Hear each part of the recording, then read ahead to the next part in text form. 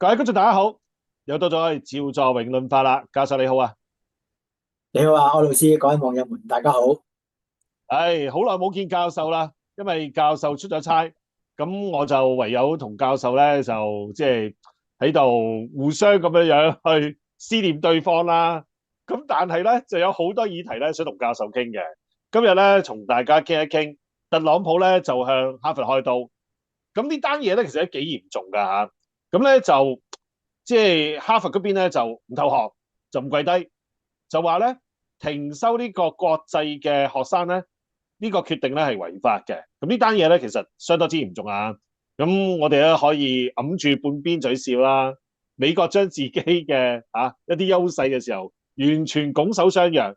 咁另外一單嘢亦都好特別嘅，就係咧我哋見到啦，即係美國嘅駐新加坡嘅大使館咧，就喺度咧就不斷咁樣抹黑我哋中央啊。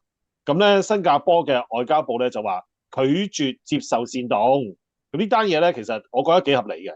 咁因為咧有關南海嘅問題咧，其實我哋大家都好清楚係我哋中國嘅內部嘅事，其他國家喺度搞我當然唔接受啦。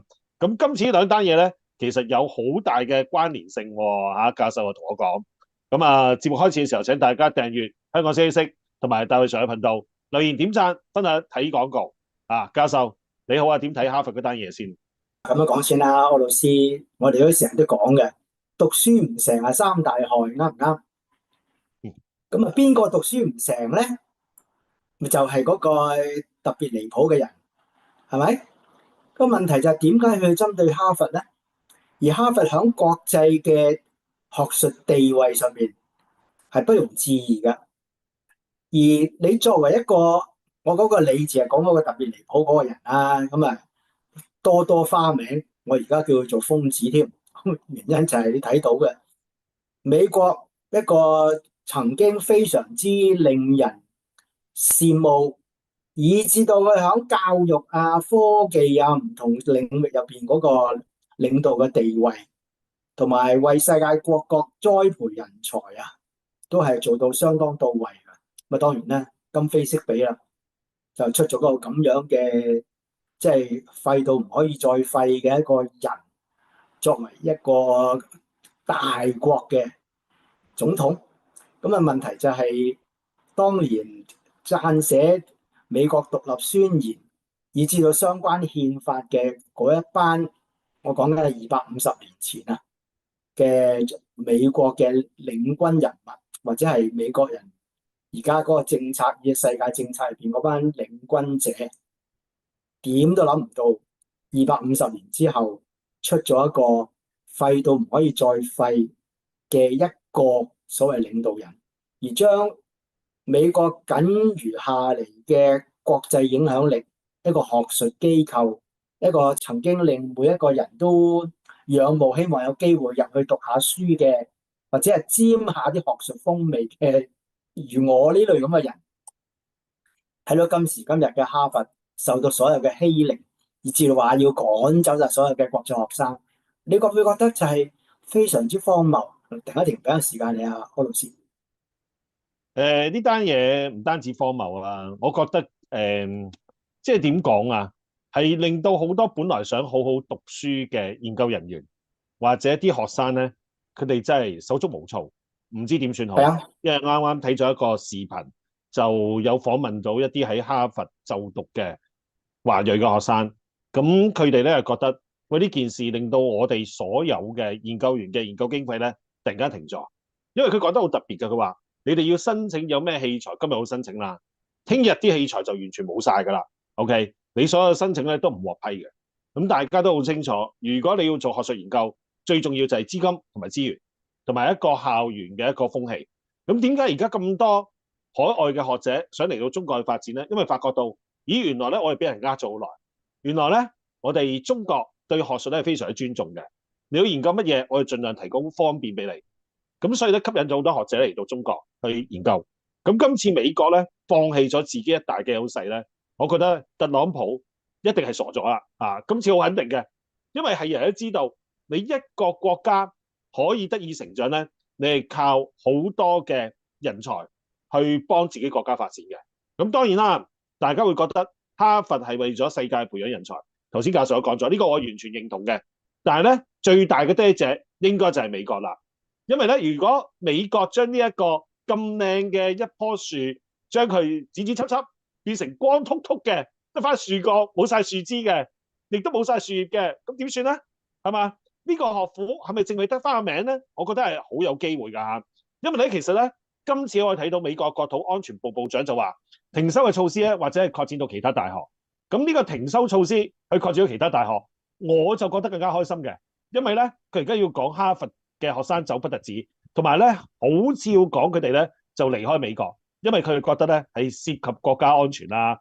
咁點解會咁樣咧？因為有人就話咧，同嗰個所謂嘅魷魚國咧係有關係。咁我覺得咧，特朗普其實鐵咗心話，喂，你哋成班人，尤其是大學生，我哋淨係培養喺美國嘅公民嘅大學生就得㗎啦。國際大學生我全部唔要，因為咧你班美國嘅大學生咧，只係配喺工廠裡面擰螺絲咁就夠㗎啦。你啲科研咧完全係冇乜效果嘅。我聽到教授笑啦，教授點睇啊呢單嘢？個冇辦法唔笑嘅，因為考老師大家都知道咧，學術係冇國界嘅，所以過去咁多年，不少嘅海內外嘅學者以至到因商據古咧，都對哈佛呢一類咁有成就嘅資深大學咧，都捐款嘅。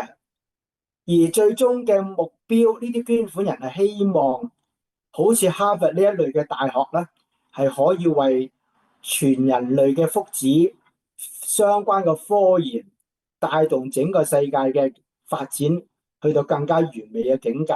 可惜當下美國一啲心胸窄、冇遠見、冇知識，甚至不學無術啊，讀書唔成嘅人，去作為美國一個國家嘅領導人，先要去搞出而家呢一次咁樣嘅笑話，趕走中國嘅留學生，係等於趕走咗一批為世界未來發展嘅精英。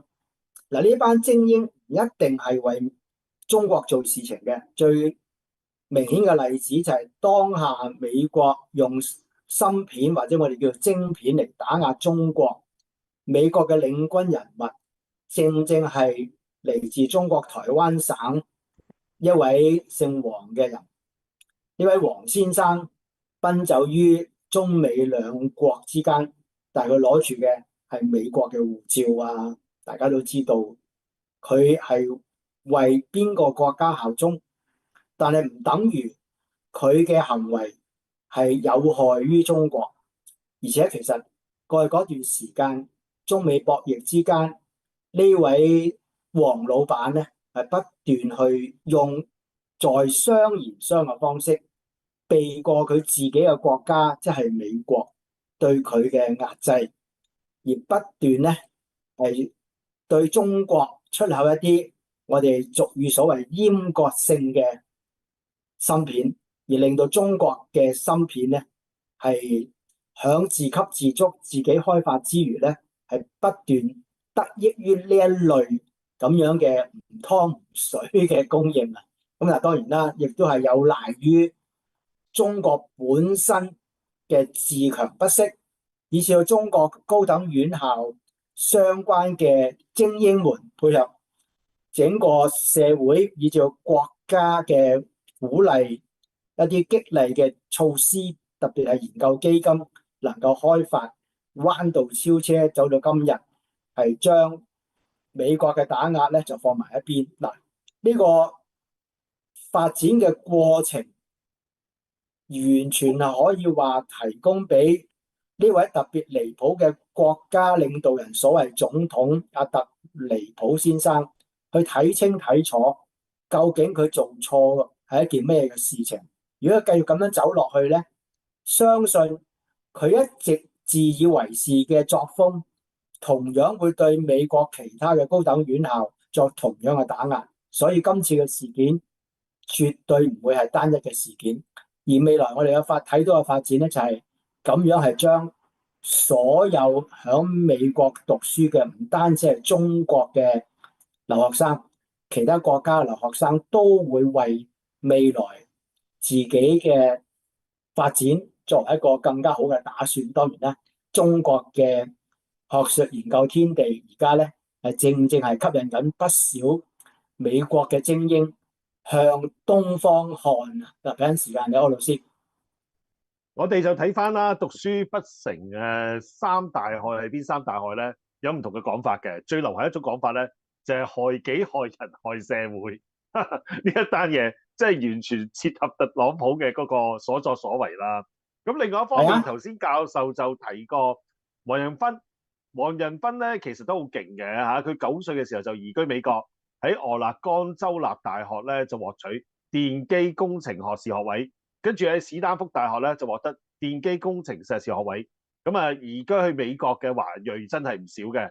咁喺當年咧，我哋見到好多美國而家嘅新科技發展咧，其實都係同呢方面有關係嘅。咁我哋都可以留意下，有邊啲人物咧係有捐助過哈佛大學咧？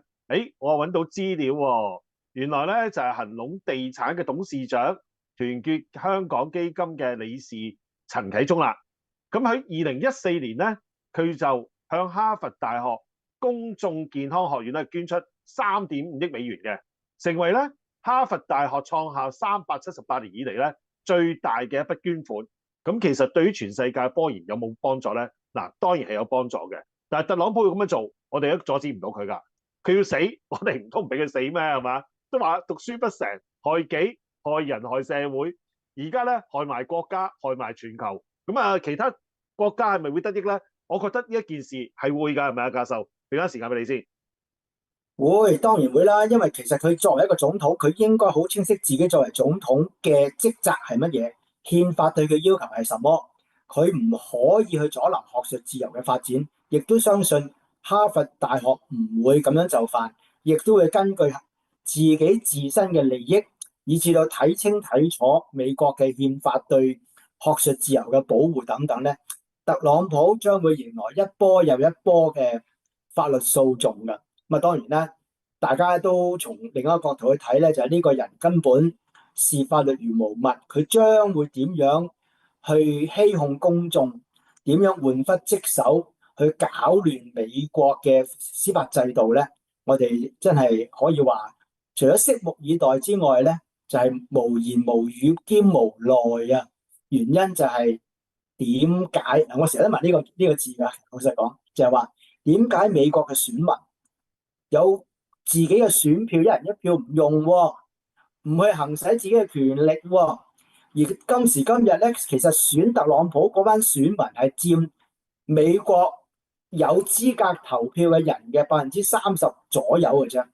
所以美國嘅少數小眾選出一個咁樣嘅所謂領導人出嚟，好啦，未來美國嘅有資格投票嘅投票人，佢哋係咪應該諗清諗楚，將來點樣去為自己嘅國家，即係美國，點樣走更加健康嘅發展？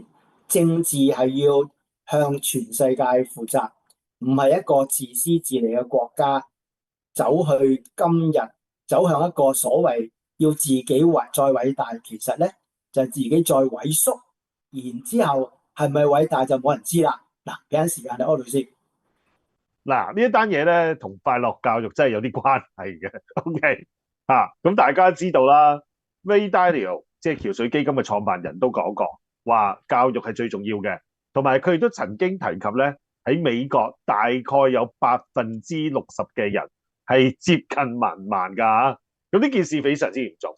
咁會唔會佢哋真係冇足夠嘅知識去了解特朗普講緊啲乜嘢咧？係咪點樣傷害自己嘅美國咧？我覺得呢個係有可能嘅。呢個就係西方式嘅所謂選舉政治所帶嚟嘅後遺症啦。咁其實咧，仲有一單嘢好特別嘅，就係5月19號嗰陣時，我哋見到咧美國駐新加坡大使館咧喺社交媒體交叉度咧發布咗一則視頻，竟然將我哋中國南海主張咧比作新加坡公共住宅樓即係組屋嗰度嘅走廊咧嘅雜物堆積，試圖咧借此挑撥咧中國同新加坡嘅關係。我覺得咧呢個亦都係另外一個反應嚟㗎，係咪啊，教授？係啊，呢個亦都係同教育有關係嘅，即係話一個不學無術、讀書唔成三大害嘅總統，派咗一個比佢更加不學無術，以至到不懂新加坡嗰個政治嘅氛圍。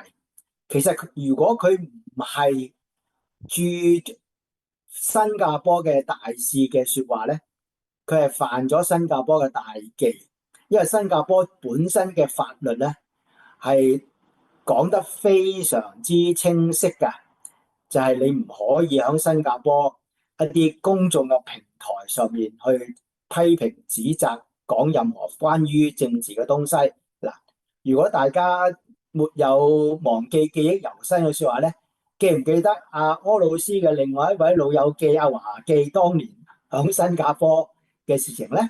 嗱，我停一停，睇下阿大衛 Sir 嘅記憶力有冇我咁好先啊？其實我唔係好記憶啊，只係話咧，阿華記當日話俾大家聽嗰種新加坡嘅情況咧，我哋睇到中國作為一個負責任嘅國家，作為一個照顧自己國民嘅一個負責任嘅政府咧，當年咧係做咗好多功夫，所以咧對公眾嚟講，大家係通過阿華記嗰個事件去明白到新加坡點解能夠響列強個夾縫之中生存，同埋唔靠邊站，最終嘅目標同埋手段咧，就係話你唔好喺我面前去講政治。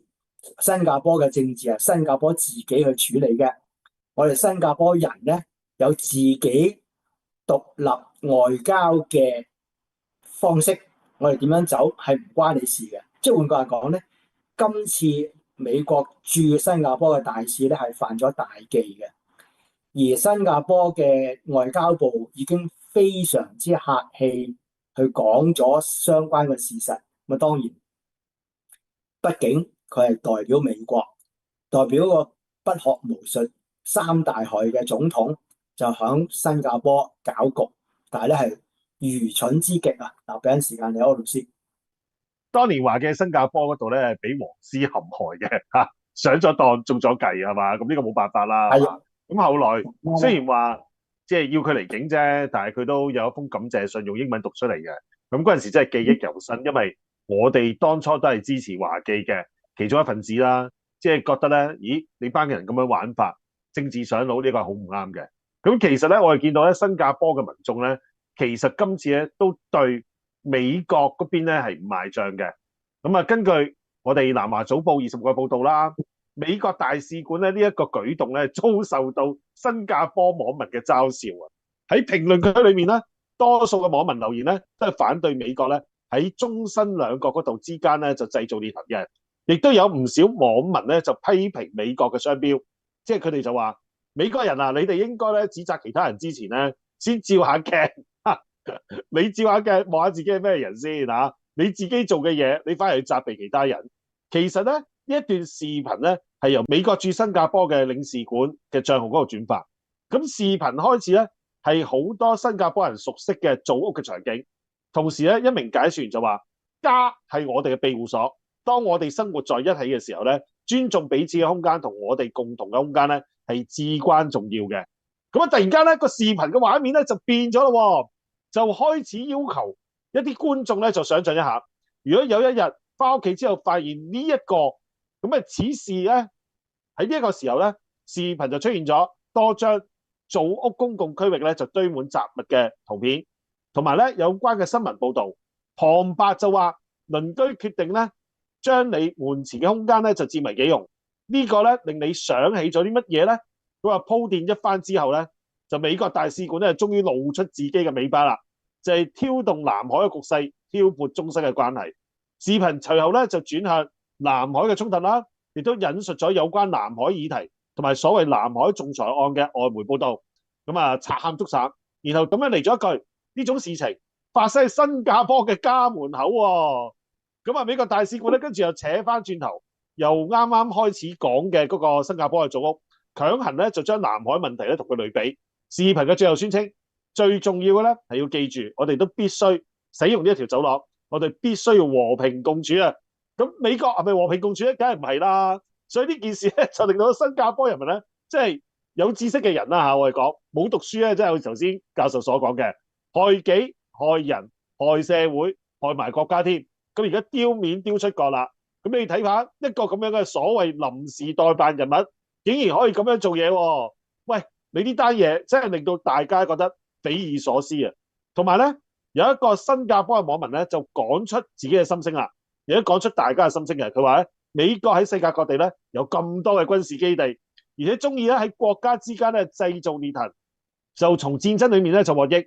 呢個網民咧就講話：你根本咧就唔適合做喺新加坡咧就擔任呢一個駐新加坡嘅外交官咁話。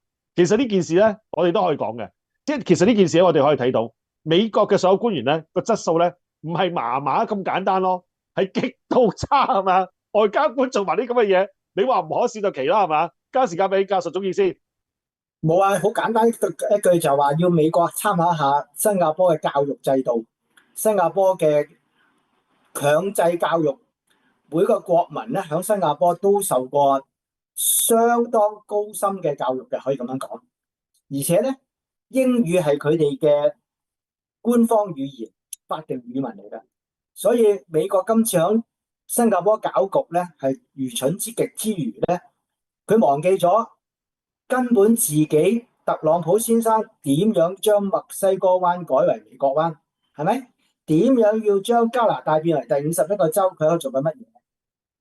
咁好啦，108000里以外派戰艦去到南海，又想做乜嘢？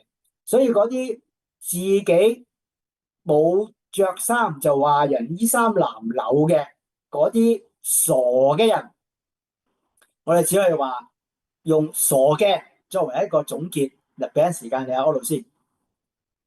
好簡單啫，我哋睇到網民咧，仲有啲説話好過癮嘅。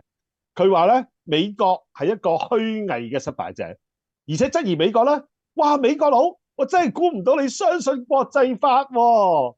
咁其中一個網民都提到，喂，加沙嘅問題啦，批評美國咧扮正直，一邊咧指責中國，一邊咧就縱容魷魚人摧毀同埋接管加沙。